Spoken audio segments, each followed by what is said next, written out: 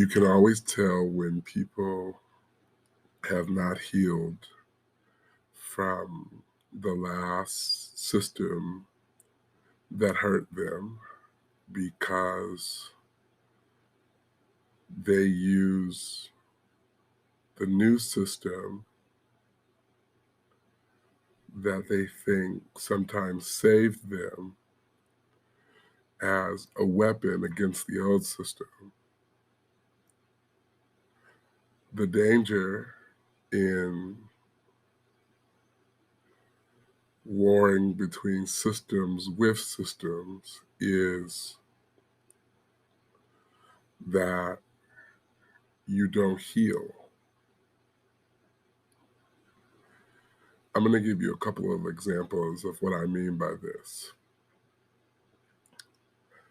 I used to work for an employer that at the end of my time with that employer, I was deeply wounded. And along my career trajectory, I would come in contact with people either from that system or interested in employment in that system. And they would ask me either how I felt about the system or why I left or, uh, you know, did I know people that were still there? And when the wound was fresh, I tended to use the confidence and the experience of the system that saved me to essentially belittle or discredit the system that hurt me. It wasn't until I'd gone through a series of systems that I realized that true freedom was being healed internally from the hurt and the pain that was caused by any and all of those systems, and not living a life where I was using one thing to weaponize another. Where I see this happening a lot is in church. Um, Church is one of the systems that sometimes we um, acquaint ourselves with that often does not feel that it has the responsibility of owning the pain that it creates in the minds and the hearts of people. And sometimes there's due cause for that. It's very difficult for the church as a institution that it doesn't have one leader or one denomination or one body of governors. It's a conglomerate. It's this big thing that sometimes is hard to, put your finger on, you know, if it hurts me, then whose apology would facilitate healing? And so what I have noted is that people who have been hurt by a system too big to have in its capacity the ability to help people reconcile hurt, this system tends to be either hurting people or unable to heal people, or the opposite, or on the other side of um, people's pain. And if I have a bad experience with the church as a young person or as a person that wants to be something, or and there's never any reconciliation, then I become vulnerable to wanting to get even and wanting to uh, prove myself to a system that is impossible to prove right myself to. And what I've seen, and this is just my experience, hurt people who have not gotten the answers or the apology or the correction and love or the embracing by the church go on to be people whose vulnerability makes them the target of systems that really want to take the church down. And I find that to be really dangerous because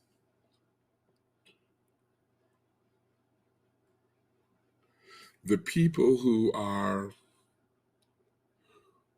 warring against the system of the church are just these groups of hurt people who never got the healing or the explanation or the hug or the love or the confession that they needed to move forward in life. And so they run to these very demonic systems for safe harbor, and those systems do not have the intention of really keeping them safe. They have the intention of using their pain as a weapon to take down an institution that they themselves have a real, for the lack of a better word, beef, right? And so when I see people who don't have the ability to say, I'm a Hebrew Israelite and I've come into a greater understanding of who I am as a person, and therefore, this is who I am. When I see that being presented as dehumanizing or a weapon against the system that hurt them, it causes me to wonder why we have so many systems that are intended to liberate people, but really oppress them so that they, in return, can use their oppression to kick against these systems. I don't even know if this makes sense, but in my mind it does. And as I was thinking about this, a friend was texting me about something that they had seen on the internet, somebody that they had become friends with over a period of time based on their affiliation with church and disengagement with church and regrouping with other religious organizations and some of their mindset. It occurred to me that some systems that prey on the vulnerability of people who have been hurt by church, use some of the same tactics that are used by, say, a sex trafficker. And when I initially said this to the friend, I was not like, I just, sometimes you hear things and you just don't really know how to process it. And I started to ask God, like, okay, God, like, I really want to help people who whose disengagement has led them down paths where they can't even pursue healing because they're so intensely pursuing um, payback or educate, trying to educate people or trying to prove their freedom or liberation, but it really isn't freedom or liberation. It's more like they moved from one prison to another, but the new prison has a window, right? Um, and so I started to kind of think, and I did some research. Actually, came upon an article um, in Psychology Today. Was written in 2016 by a group of researchers from uh, the University of Southern California, particularly a woman by the name of Melissa Withers. She, at that time, was an associate professor at the Institute on Inequity and Global Health at the University of Southern California Gex School of Medicine. And in this article, she proposes, and I'll put these in the show notes, that there are certain psychological tactics used by a person that is looking to manipulate somebody into sex trafficking that are worth noting. So, tactic one for a sex trafficker um, is dehumanization.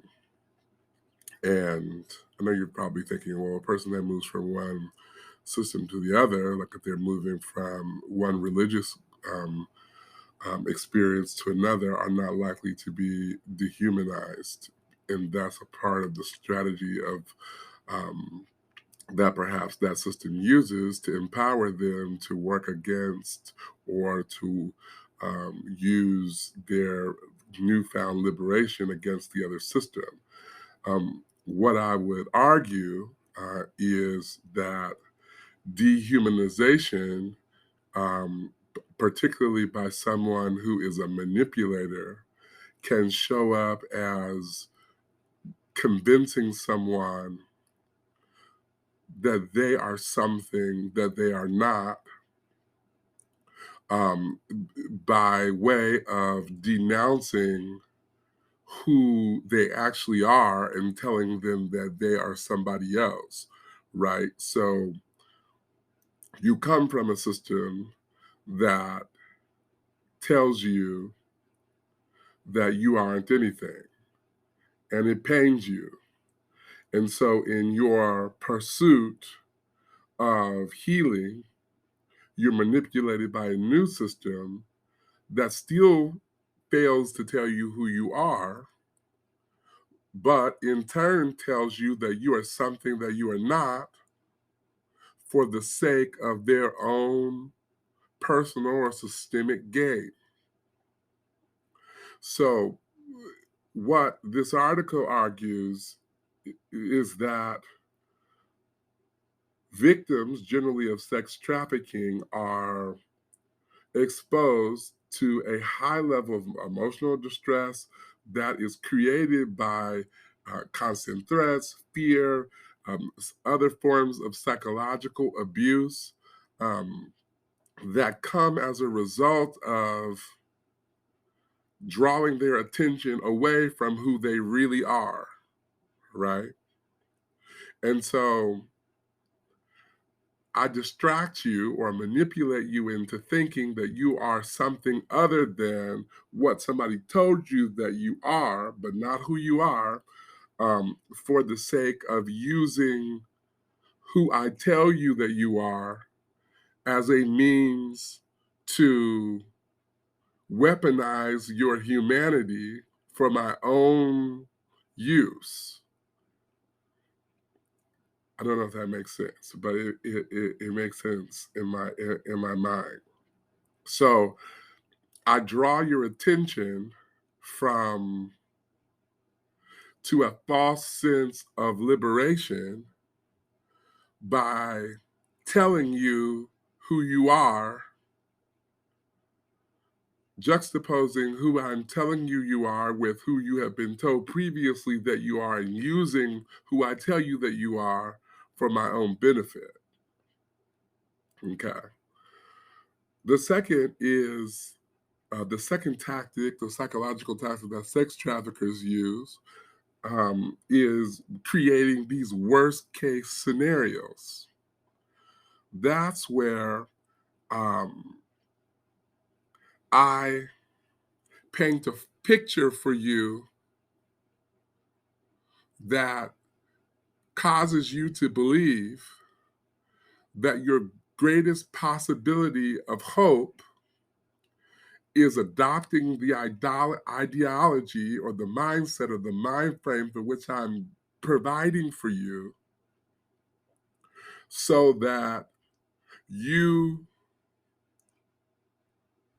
when you take consideration of what you can do or your capacity or where you can go, you become um, imprisoned by the reality that I'm creating, that what I have presented before you is the best case scenario, right? So I'm telling you that the choices that you could make are so bad that this is the only choice that you can make, even though it's not the best choice either. That's manipulation. That is, why does a system want to do this? It's kind of like if you've ever been in an unhealthy work environment, the manipulator will use, particularly if they don't want you to leave, the idea that you might not find somewhere else to be. Maybe it's the climate or the environment or the job market. They tell you that the best case scenario is here because here are all the possibilities if you leave, right?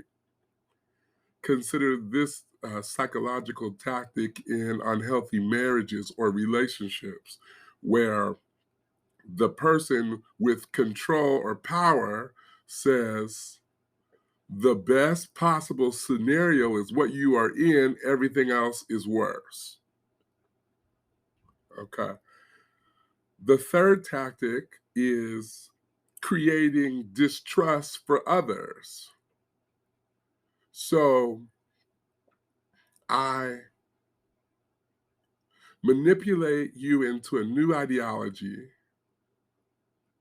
I continue the process of dehumanizing you like the previous system, but giving you a new identity that is different from the other system that dehumanized you. I paint for you a picture of a very narrow possibility. And so I give you a number of options, but all of them lead to you um, doing what I say. And then I start creating a sense of distrust in others. I tell you that you can only trust me and you can't trust other people, even people that you have trusted in the past. I make examples of how when you trusted them, they belittled you or they misused your trust. I start using examples of relationships to manipulate you into believing that I'm the only person that you can trust. Therefore, the loyalty that you develop with me is better or a better option than potentially any other system that you could become a part of. So I make you a prisoner to a best case scenario. That's actually a worst case scenario. A person who wants to manipulate you will, person by person, trick by trick, eliminate opportunities to create and sustain trust with other people. And so you become the person that sees every other relationship outside of the relationship that you have with the power broker as unnecessary. And so you become destructive with your attitude, you become destructive with your actions, because those other people and those other systems, they're told to you not to matter.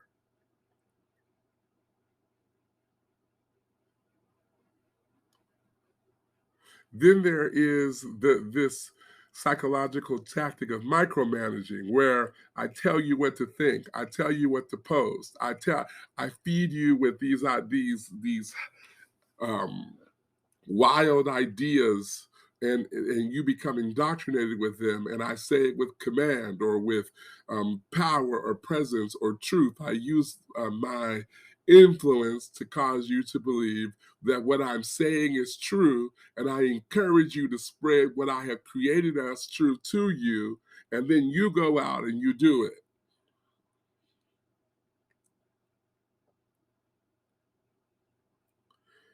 And then I mean, there's so many other tactics, but the didn't one of the tactics that a manipulator uses is they create hopeful timelines. They tell you that if you do this or A, B, and C, or in 10 years you'll be doing this, or one day you'll you won't be in this position because you'll be promoted, or um, viewed differently, or you'll grow to these higher heights in this system as a result of withstanding like this intermediary pain, or so what happens is, and I'm going back to the thought that I had initially initially is that whatever system hurts you will generally become the target that you point to when the next system makes you feel liberated, even if that system that makes you feel liberated is not true liberation. And that's one of the things to note. If the new system, they only train you and push you and feed you and build you and teach you for the purposes of using what they taught you as ammunition against the old system, that's not liberation. True liberation is when you are free from all the systems, and then you are also free from all the targets. So when God gives me the grace and the strength to forgive people who hurt me in my last system, he also frees me from the system that manipulated me. So I cannot be free from the system that hurt me without recognizing the system that is using me to hurt the old system. So in my pursuit of freedom, I'm not just becoming free of the past, I'm becoming free of the system or the present that causes me to be in this continuous war with the past. So the decision that I make ultimately is that my pain is simply my testimony, it's not my weapon. It's not this continual thing that I use to fight against an old system. I decide, even within the context of my old system, but I don't want to hurt it like it hurt me. My objective is to live healed, not to live in battle, not to live in struggle, not to live in trying to educate people, not to live in trying to change people's minds. I just want to live liberated. So when I see people having these dialogues about um, their newfound religious philosophies, but they cannot somehow disconnect their newfound philosophy from the philosophy or the system that hurt them, I say to them, God, I hope that the thing that you are fighting against, you learn to forgive. Because once I realized who my real enemy was, it disengaged me from fighting altogether because I decided that I just wanted to live free.